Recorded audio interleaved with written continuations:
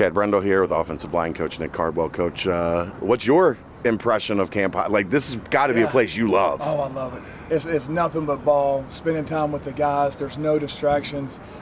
It's so great. Even as soon as we got on campus, you're like, man, you know this place is special.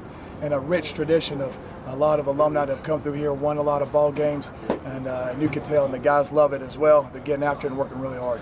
I had someone tell me this week that once they got out here, they understood why Cincinnati was always one of the tougher teams in the country. Does that make sense to you? Yes, sir. Yes, sir. No doubt. Because you can tell this is something that brings the whole team together and creates that toughness, but also creates that bond. You have more conversations out here that you would never have because you have all these other distractions away from here. But being here has been great. What was your preconceived notion of coming out here? Like, what did you think when you heard that this is what Cincinnati did? You know, I had no idea. I know Coach Combs was trying to enlighten us to what goes on, but you know what? It's always good to be uncomfortable, especially for the guys, but even for the coaches. I think it's good for all of us. Let's get on the field. You're trying to get to that group of 8, 9 guys. Like, how far do you think you are along in that process right now? I honestly feel like we've got a solid 6 or 7 guys that we can rotate. I've always enjoyed rotating the guys up front. We want to keep them fresh. It's a long season. I do believe we are miles ahead of where we were in the spring. We've brought in some transfers that have come in and made a difference and done well. And some of these guys that were already here have stepped up their game, that they've balled in, and they worked extremely hard over the summer. And huge shout out to Coach Nico and his strength staff. These guys came back in incredible shape and so much stronger than they were in the spring. And so it's been nice to watch them develop. You have essentially one returning starter. Tell me, Gavin Gerhardt. What's your take on Gavin? Love Gavin.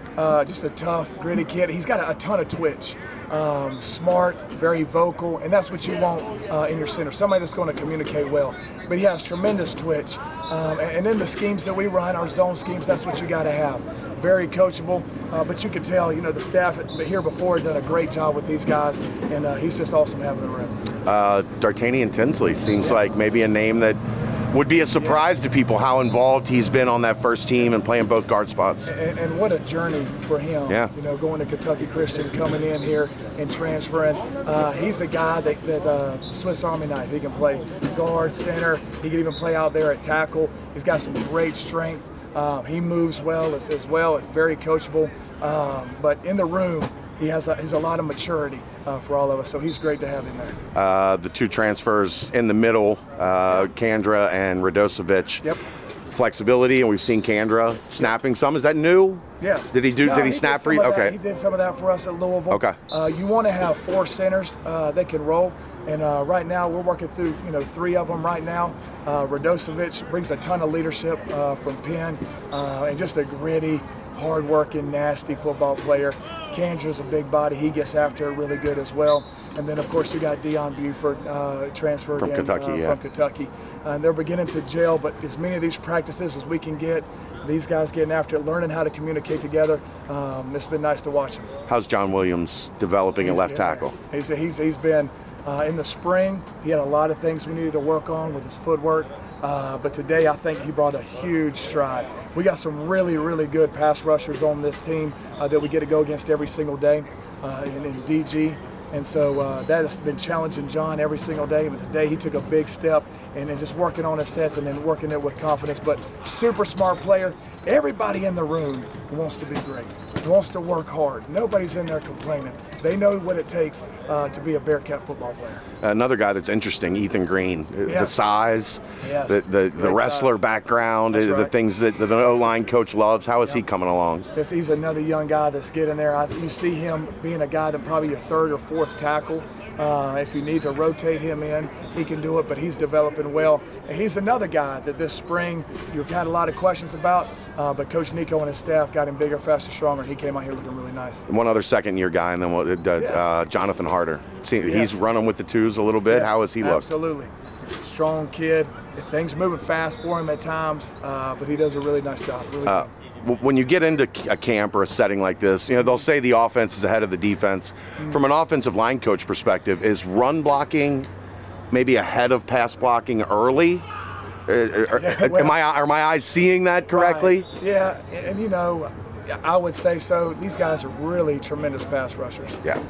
And so, trying to catch up to them and their moves and their speed coming off the ball, we're working on. But I would say, based upon how much we call runs and how much we call passes, sometimes we work a little bit more in the run game than we do in the pass game.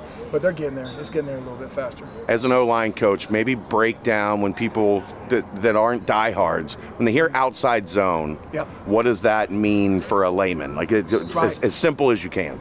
For us, we're trying to get vertical and horizontal movement. We are running off the football to try to displace the defense. We're trying to dent the defense. When a lot of people, when you hear outside zone, they think we're trying to run and try to stretch side to side to side.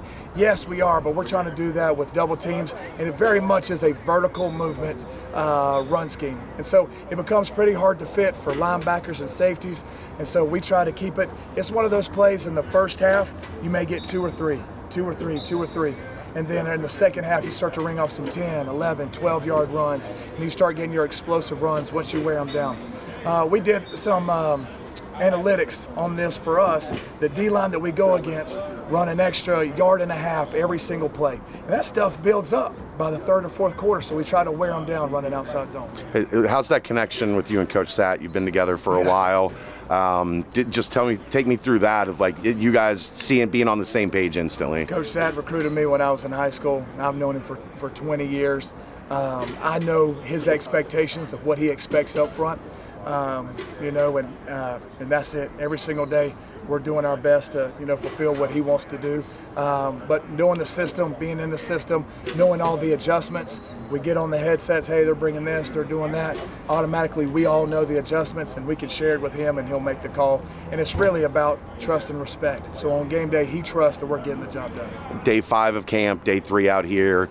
Does it feel like the offense is maybe even a little farther ahead than potentially where you guys thought with the number of transfers, with the number of new bodies? It feels like you guys are getting there quickly. We're getting there. They're starting to click. I think Emory's doing a phenomenal job with these guys, with leadership, getting up there, talking to the guys, getting everybody. He's in most of trying to sit on some of the coaches' meetings, so trying to make sure everybody's all on the same page. He's doing a great job leading, communicating, and he's a gritty football player as well. And so we're excited. Our guys are excited to protect him and play for him as well. What do you think about Cincinnati so far? Love it. My family loves it. We moved into a nice area around the town, and it's been great. The thing that I love the most is how much pride everybody has in the city. They want to take care of the city. They want it to look nice, and they want the people here to be blue collar. And I believe that's what we have here in our team. All right. Thanks, Coach. Appreciate it. Yes, sir.